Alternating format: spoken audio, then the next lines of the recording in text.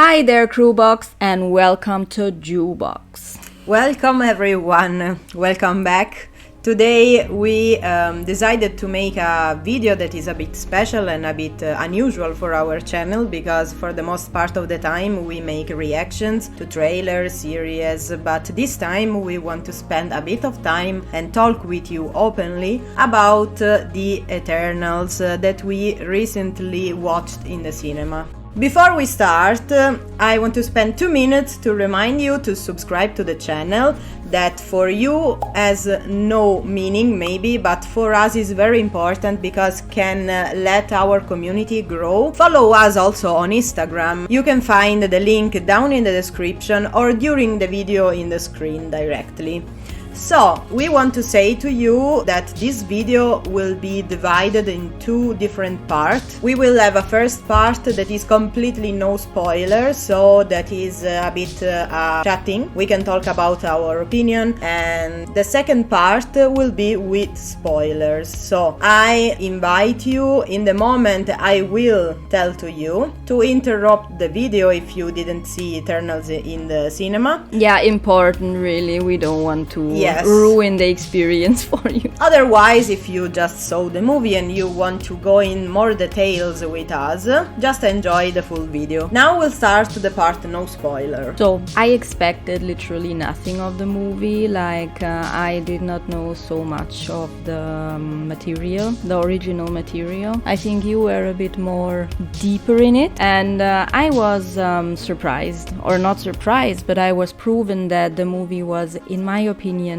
very good, very enjoyable, and the 2 hours and a half for me was not like the bubblegum that is very hard to watch, but I felt greatly entertained. So we can talk a bit about the characters that were in the movie and their different abilities and their meaning. Yeah. So there is Gemma Chen that is playing Cersei. Yeah. And Cersei is like the main character of the movie, and she has a very important role, especially also later on. Like it begins with her and her life, and later she happens to have a very important position among the Eternals. And I would say that she is very helpful, very supportive, and also is putting herself in the last place to helping others more. She has great powers because she is able to change materia. So not to forget, we have Tina, who is a character that a lot of people maybe like. Is played by Angelina Jolie, and I think this was something that made the people very excited about the movie, and Angelina Jolie does a very good job. Tina is a very particular character, the most interested from the historical part, I think, because she represents completely the myth of the ancient Greek goddess Athena. She was the goddess of the war. She represents perfectly this figure, also with weapons that she uses, kind of a shield and a spear, and she is able to create these weapons by herself with the energies that she projects. Very cool character. Additionally to Angelina Jolie comes Salma Hayek, who is playing Ajax, and Ajax is like the leader of the Eternals and is a very respectable figure. Also a rather royal costume. So she is the only one that can have a direct contact with the Celestial. Then we have Makari. Makari is absolutely one of my favorite one because she has the speed gift, so she is like a bit the Flash if we want to have.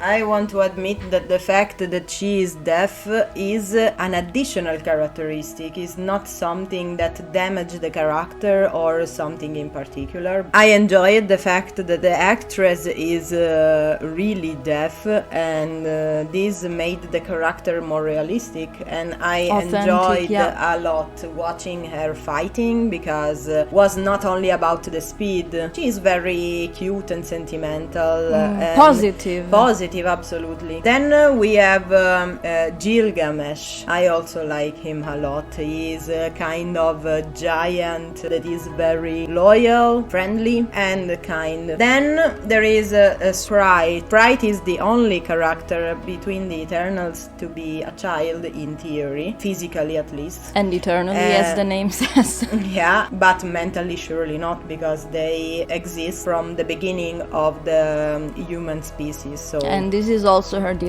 in her characteristic, we can say that she is able to make projections and so kind of a magician. Then we have Phastos. Phastos is the most emblematic character, but not because of the story and the plot, but because of the public, unfortunately. Because as the most part of you knows already, Phastos has a relationship with another man, and this is very cute. And between his power, there is the ability to be very intelligent and innovative. Yeah. In fact, he is Inventive. yeah, he is the brain of the group. About Kingo, I have to admit that he is the most hilarious character and a very funny guy. He has the ability to create a weapon using his hands that He's shooting very kamehameha. yeah, he's a very enjoyable character. Then there is Druid. Druid for me is the most maybe difficult character to understand.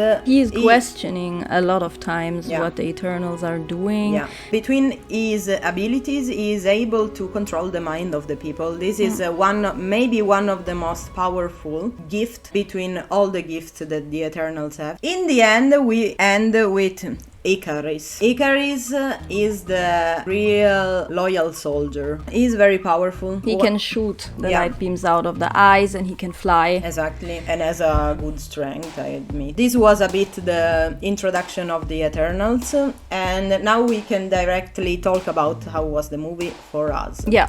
I think was a very smooth movie that had completely no plot hole. With no plot holes, I mean that the story, the plot continue from the beginning to the end without interruptions and without that you are like, what is happening? How is possible that this happened now and Yeah. I missed something? No, and this is an exception for the Marvel's Studios movie, because normally, sure, after so many years, sometimes something is lost. I also have to admit that compared to the other Marvel Studios movie, this is a bit different. It's more epic, more introspective, and sure, there is a comic side that is always present, but this is a characteristic of Disney and Marvel Studios. The characters are analyzed 100%, so you will have the impression that you are going inside of them singularly and put outside all the emotions, feelings, and characteristics. And also motivations and intentions. I think this justified the 2 hours and a half of a movie, because you have to take your time to let all these things be explained. And Chloe Zhao did a very good job. She took her time, and this was right like that for me, because if you think they are new characters completely, so no one knows about them, especially if you never read the comics. So was necessary.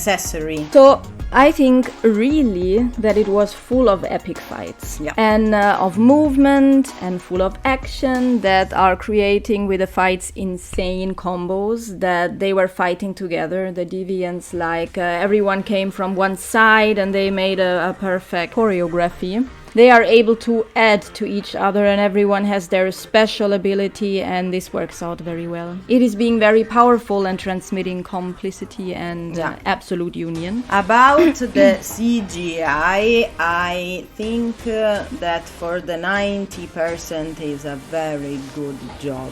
I enjoyed a lot that they decided to put in the center this golden color that is symbolized a bit of the nature of the character, so precious, but at the same time close to the concept of a divinity. Only in a few occasions I didn't like, but for the rest, especially because there are, as you said, a lot of combo fights, so the scenes are very fast, and sometimes the CGI can be bad exactly in this occasion, but was not for the Eternals, and I was happy. So guys, from this moment on, I this time invite you to close the video, because we will start with the spoiler part. So if you didn't watch the movie, close the video, remember to subscribe, watch our others videos, and watch later. Yes. And for the rest of the group, we continue. Guys, finally we can talk freely about the more details about the movie.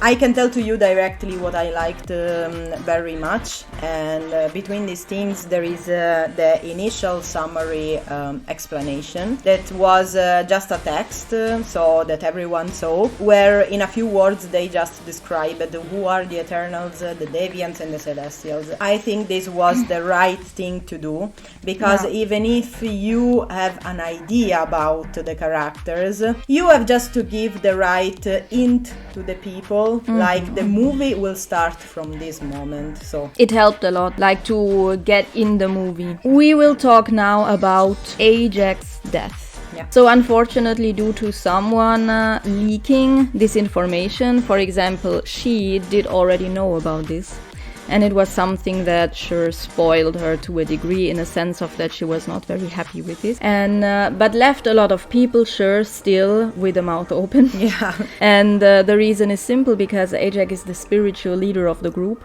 And this is the reason that the members find themselves without orientation and very helpless, and that you think that the Eternals are finding together and are picking up each other more and more, so the original crew is together. That everyone, even if they were doing the Bollywood movie or were in a very convenient and comfortable position in life, was shocked about the fact that she died. So they faced themselves without a guide, and it is something that we appreciated in the movie, because it shows that there is a need of growing, a symbol of a person that at a certain point in life must face the journey alone and without a protective figure.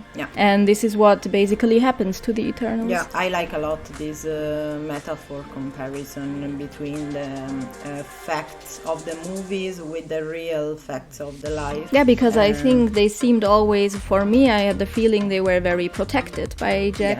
And in every sense, especially if you think that they can communicate with the Celestial only through her. Sure, then everybody knows that this special characteristic passed to Cersei. And so Ajax Death also marked the moment in which the Eternals came to the conclusion that there were mistakes in the system.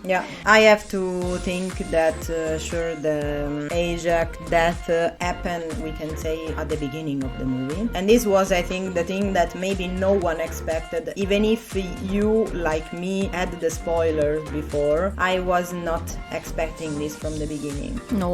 So I was a bit also, I don't want to say shocked, but I hoped to see her a bit more, because it's a pity this give not the chance to the public to be affectionate to her character. Let's talk about the Black Knight. I think that the representation of this character, that is Dane in the end in the movie, was very cool. We all knew about the choice of Marvel Studios to introduce this new character. I think Kate Harington did a good job, even if it was a bit a second character in the movie in this occasion, but I think in the future it will have space, absolutely, especially because of the second post-credit scene. We will talk later about this. So let's talk about the betrayal of Icarus and Sprite. Well, yes, before we were convinced that the main villains in the Eternals were the Deviants, but now we have the confirmation that in reality there is also another source of evil. In any case, something that is negative. The turning point occurs when Cersei and the others discover that they have been deceived by the Celestials.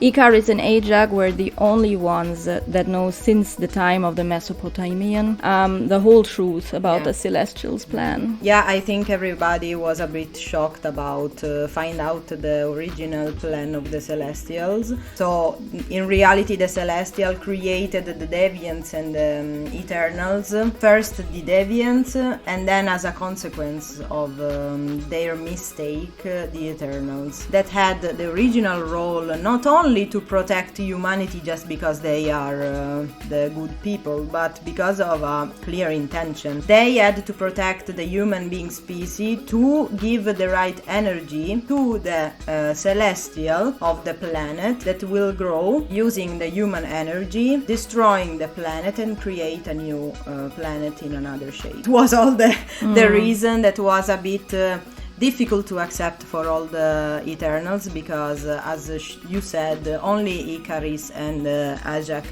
were able to understand everything. And I think this is a kind of fact that influenced a lot also the development of the character of Icarus. Why? Because knowing the truth from the beginning, he was really not able to create a relationship with the human beings. In fact, from the beginning, he was always very cold, a bit distant. What I can say is just that he decided voluntarily to follow his original purpose. I cannot say properly that he is like a villain, because it's just question of choice, and he decided to continue the job that was assigned to him from the beginning. And so for this reason he started to stop the plan of the Eternals to save the planet thanks to Cersei powers. Sure, I just think that he was blinded by the sense of responsibilities. I found very interesting the comparison that was in the end when he decided to ended himself going through the sun. Yeah, also with the name that was given to him. I mean, Icarus, there was even made a joke about this at the beginning, like, so you are like the guy that in the Greek mythology. Yeah, very good. About Sprite, I am not really convinced to give her kind of responsibility or a blame. Yeah, think about how much it's difficult living half immortal life, being always 12 years old. So I understand that at a certain point she decided to maybe have the opportunity to finish everything and restart a new life with a new assignment, because this was the plan of the Celestials, that when they had to finish their mission, they have to be reprogrammed and be ready for another mission in another planet. This was very interesting, because now we have a clear also idea about Athena and the reason why she was a bit broken. Because she was the only person, if you think, that had fractions of memories about the worlds that they were before. Exactly. And this is really special, because the rest was completely like reset. Yeah, completely. And for her, she had memories left. Yeah, and this made it very difficult for her. Yeah, it is as if you are caged in kind of nightmares that you are not able then to define as past, but that become always real and real. About the relationship between Icarus and Cersei. It is true that these two characters have more screen time than the others, but it is also true that finally there is a new message that is ignored way too often, and this is toxic relationships must be interrupted. Yeah. I was tired, and also you, I think, of always seeing the same story of the broken and bad boy who purifies himself in the end and becomes good with the power of love. Yeah. And this time the message is completely different. If you love yourself and if you respect yourself, you have to end toxic relationships. Yeah. You can see in the end of the movie he was not able to kill Cersei. Yeah. Although he would have had the chance. Yeah. So I don't want to say that Icarus is just the dynamic that was toxic. Yeah. That would have not worked out, because both have different kind of motivations and also values. Yeah. At the beginning, from the trailers, from the posters, I think we are agree everyone to say that we expect not this kind of relationship between them, because they were always represented like the lovely couple that were there and very cute with the marriage, with the true, the so, Indian marriage. So in the end, I had really not the impression of this kind of toxic relationship. It was something that came out from the plot of the movie. It was also very coherent to end the relationship like that. Finally, we can talk openly about how much important and necessary was giving to the public the explanation of why the Eternals never helped humanity. I am very sorry to read about so many reviews, especially critics reviews in Rotten Tomatoes, of people that they were like, yeah, but in the end they gave not a real explanation about the fact that they were always distant and away. In reality, for me personally, this was really well explained from the beginning. There was also a moment when Druid, for an example, during a genocide, wanted badly to intervene and said openly to Ajax how much he was suffering for this. So now let's talk about the two post-credit scenes. About the first post-credit scenes, is clear in the moment the Eternals decided to divide themselves. A few remained in the planet, in the Earth, and Tina, Makari and Druid went to the space and they met there the brother of Thanos. The funny thing was that he was just there with Pip the Troll, that normally in the comics is always accompanying Adam Warlock. I have to say that this is one of the occasions that I didn't like so much the CGI, because the CGI of Pip was a bit was a bit outdated. I was like, was better the Lord of the Rings, that is old, you know. Was way better. About the second, that maybe was the more important or the more shocking. There is Dane that is trying to using a kind of sword, is the ebony blade, that in the comics is just his weapon, and this is a very interesting sword, because this sword has an own soul, has a very interesting characteristic. Sword is able to emphasize the kind of personality and emotions of the person that use it. So if you are a good person, this sword can give to you a booster and emphasize this. But sure, if you are a victim of bad emotions like angry, hatred and jealousy, you will be bad and more bad and more bad. Sure,